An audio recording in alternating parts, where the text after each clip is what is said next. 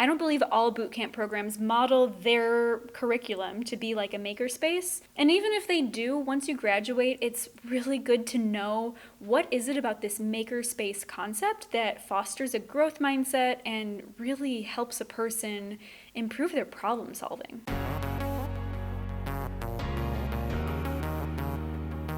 So here's the story of two different kids and the power of a growth mindset.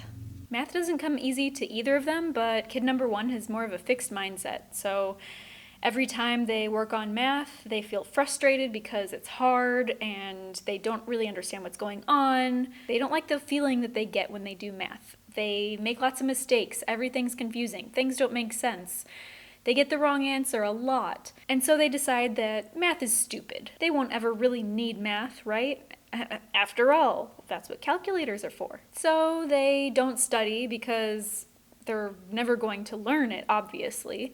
And then every time they have to take a math test, it's stressful. They don't look forward to getting their results back because they're never going to get any better. They're just not a math person. They barely pass year after year, and there's just nothing they can do about it. They are stuck at not being good at math, and that is the end of the story. The rest of their lives, they cringe when they have to calculate a tip or do any sort of mental math in front of other people. Kid number two also doesn't like math.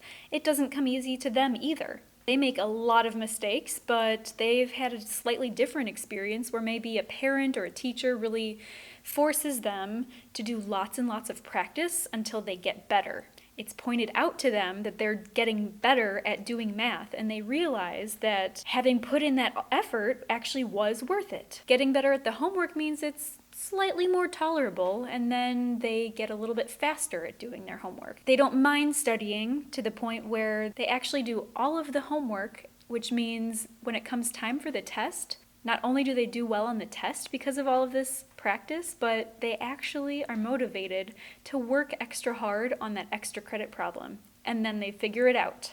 It reinforces that actually putting in the time and effort to do the practice, to do that homework, made a difference. They weren't good at this thing before, and now they are, and that can expand to most of their life. Even when things are hard at first, it doesn't mean that they will always be hard. This is definitely an oversimplification of two different scenarios, but hopefully it illustrates just how different your mindset can make a situation turn out. Creating a growth mindset in anything new that you're learning can make a world of a difference. At some point in time, people who start to learn how to code are going to get extremely frustrated because they realize just how much there actually is to learn. So many of these concepts are extremely foreign, and it takes time to learn it all. If you can develop a growth mindset in this part of your life, in this part of your learning, you can see these challenges as growth opportunities. You can see anytime you get stuck on a challenge, it means that you're about to learn something new. People with a fixed mindset just get more and more frustrated and eventually quit. I was looking into ways to teach a growth mindset and came across the concept of a makerspace. If you're not familiar with the term makerspace, it actually has been around for years, especially in the education community. I'll be honest, it's a term that is new to me, but the idea of a makerspace is it's a room with a lot of different tools for students or people in a community to go and make new projects. It allows someone to enter a room with an idea and leave with the actual completed project. A lot of communities have maker spaces already. I'm in the Chicago area and found out that the Chicago Library has a free, open to the public maker space, and it has tools like a 3D printer, a laser cutter, really cool state-of-the-art tools that can allow you to make interesting projects you would never be able to at your house. The cool thing about a makerspace is it's really for self-directed learning. So a person, again, they come in with this idea and they just have all of the tools that they might ever need to complete this project. A subsection of makerspaces is dedicated to helping people learn how to code.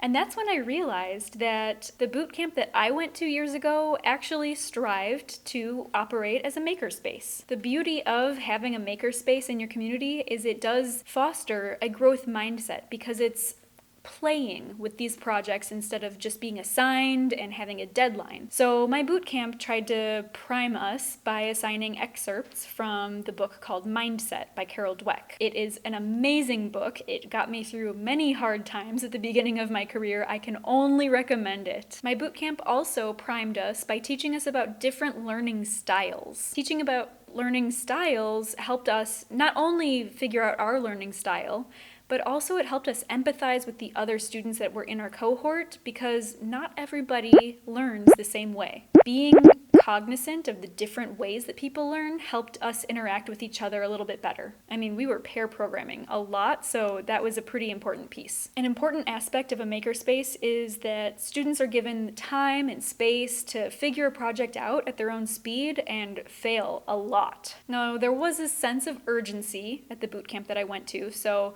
it didn't feel like there was unlimited time, and that made things a little bit more stressful than maybe they would have in a true makerspace. However, there was some flexibility in completing the projects from day to day. We were given a list of different challenges, different coding challenges to work on, and there was an expectation that you complete as much as possible, ideally the whole list of the challenges. Now, if we weren't able to complete all of the challenges in a given day, we would come back the next morning, talk about what we were stuck on, and we weren't really punished in the same way as like back in school when you came into class without having completed your homework. Over the weekends then, we were given a more open-ended project that we would work on in groups, and we had a little bit more time to play around with things, make the project our own, fail a bunch of times. The days were designed so we would get stuck a lot, and then our most valuable resources, even though we weren't using the 3D printer or whatever in some fancy makerspace, our tools were the instructors that were there for us to ask a bunch of questions. And graduation wasn't guaranteed just because we had paid our tuition, so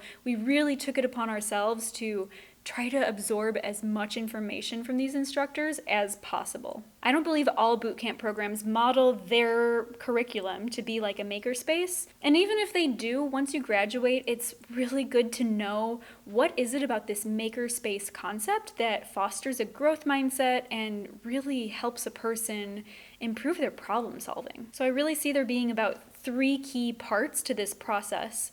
The first being, keep it fun. Make sure you are working on fun projects that you will enjoy either using or just showing off once you have this finished project. It doesn't matter if you feel like the completed project is silly or fun. Things can go viral online, so whatever it is, go for it and show it off as much as you can. Don't be afraid to put your work on display. If you think it's fun, you're probably going to get dragged down into some awesome little rabbit hole and learn so much more than if you just stick with some boring practical project. The second point is, see if there are people in your network that can help you get unstuck whenever you get stuck.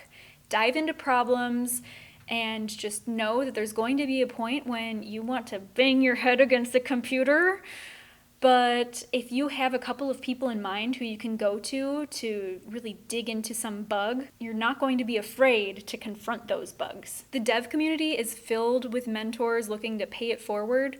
So even if you can't think of a specific person that might be able to help you, use Twitter. Use Stack Overflow. You can get all sorts of questions answered on those sites. And then lastly, make sure you are actively working on your growth mindset. Really, I could make an entire video on fostering a growth mindset, so if that's something you're interested in, make sure to stay tuned for my next video next week. And until then, of course, you can and should check out my favorite book on the topic, Mindset, linked in the description below.